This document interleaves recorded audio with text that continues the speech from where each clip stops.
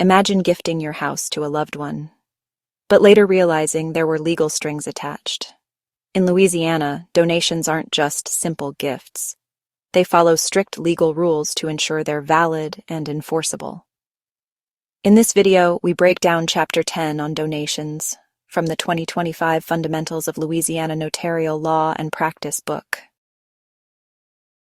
So what is a donation? A donation is the transfer of property from one person to another without expecting anything in return. Louisiana law classifies donations into two main types: inter vivos, during life, and mortis causa, upon death. Each has different rules, requirements, and legal effects. A donation inter vivos is a gift made while the donor is alive and takes immediate effect. But it's not as simple as handing over a gift. This type of donation requires the donor's clear intent to give, acceptance by the recipient, a notarial act, in most cases, to be legally binding, and compliance with forced heirship laws, meaning certain heirs cannot be disinherited without cause. A donation mortis causa is a gift that only takes effect after the donor's death. This is essentially a will or testament, and it must follow strict legal formalities. One formality is it must be in authentic form if it is a notarial testament, meaning it must be notarized and properly witnessed. The donor, however, can revoke it at any time before death, which we'll explain later in this video. It's also subject to forced heirship laws. This means certain heirs may have a legal right to a portion of the estate. In Louisiana, not just anyone can make or receive a donation. The law requires both the donor, the one giving, and the donee, the one receiving, to have legal capacity. So, who actually can donate?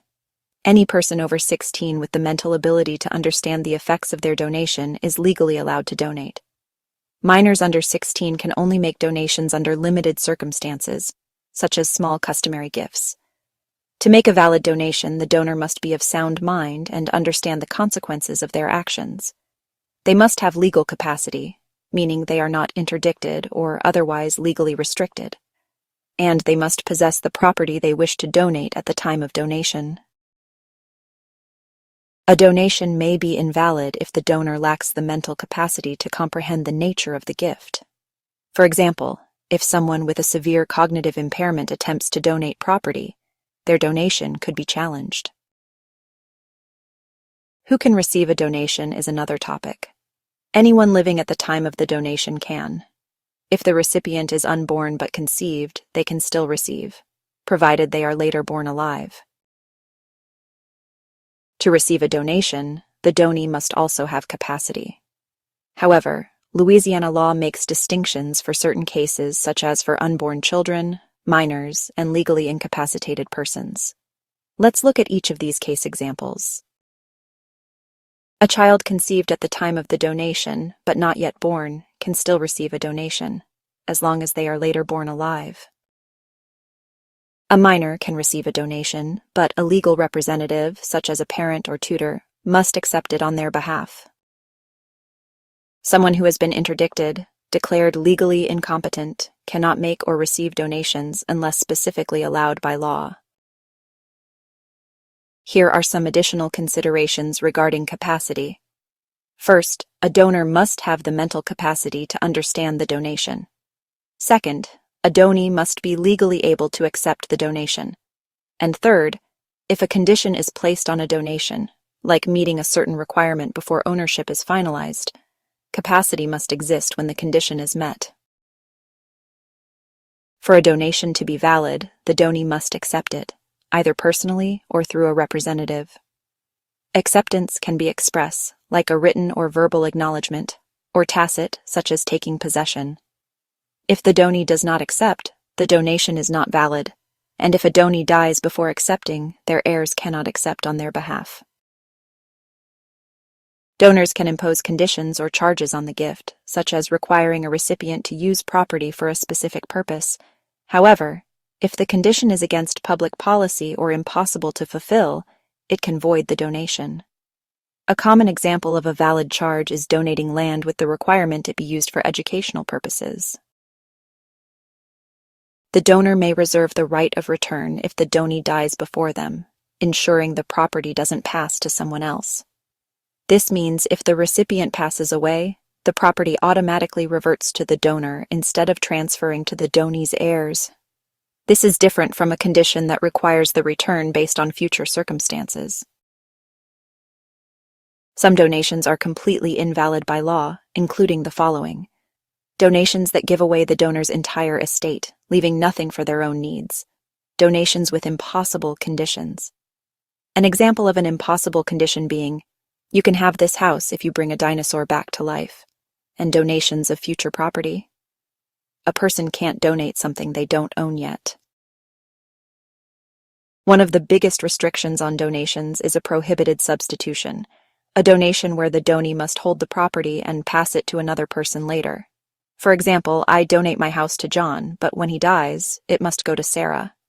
This is not allowed in Louisiana. If the donor wants to accomplish this, they would need to use a trust instead. Louisiana law protects both donors and potential heirs with limitations on donations. You cannot donate future property, only what you currently own. Forced heirs have a right to a portion of the donor's estate, limiting what can be given away. Donations cannot be made under duress or fraud, or they can be annulled.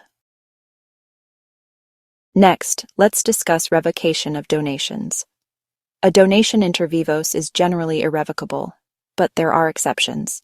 First is revocation for ingratitude. If the donee tries to harm or kill the donor or is guilty of cruel treatment, the donation may be revoked. And second is for failure to fulfill charges. If the donation was conditioned on the donee performing a specific act and they failed to do so, the donation may be revoked or dissolved. Upon revocation, the donee must return the property or its value. If the property has been alienated, encumbered, or leased, the donee is still responsible for restoration.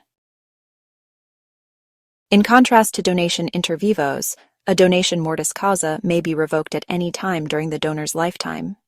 This is because the donation does not take effect until the death of the testator, also known as the donor. The next important concept to understand regarding donations is form. Louisiana law requires that donations follow strict formalities. When an authentic act is required, it must be executed before a notary and 2 witnesses. For donations of immovable property, an authentic act is always required. Only donations of movable property that are considered as manual gifts can be an exception to this form requirement. For reference, Civil Code Article 1543 defines manual gifts as follows. The donation inter vivos of a corporeal movable may also be made by delivery of the thing to the donee without any other formality. In other words, a manual gift is the giving of a movable accompanied by the acceptance and actual delivery to the donee without any form requirement. If a donation fails to meet form requirements on immovable property, however, it may be null. To be effective against third parties, a donation of immovable property must be recorded in the public records of the parish where the property is located. The act of donation and acceptance must be in writing and filed to provide notice to others. Donations of movables do not always require recordation, but for certain items, like vehicles, a formal title transfer is necessary. Understanding donations is crucial. You may be asked to draft donation acts or ensure a will follows the proper form. One small mistake could mean a gift is legally invalid. For example, notaries must ensure that both the donor and donee meet the legal capacity requirements before finalizing a donation. If someone lacks capacity, the donation could be challenged and annulled in court. Understanding the strict rules surrounding donations prevents invalid donations and legal disputes later. Donations in Louisiana are powerful legal tools, but come with serious responsibilities. If you're preparing for the notary exam, make sure you understand the rules surrounding them. Want more insights? Watch this full series and check out my Louisiana Notary Study Guide notes for in-depth explanations. Thank you for watching. We'll see you in the next video.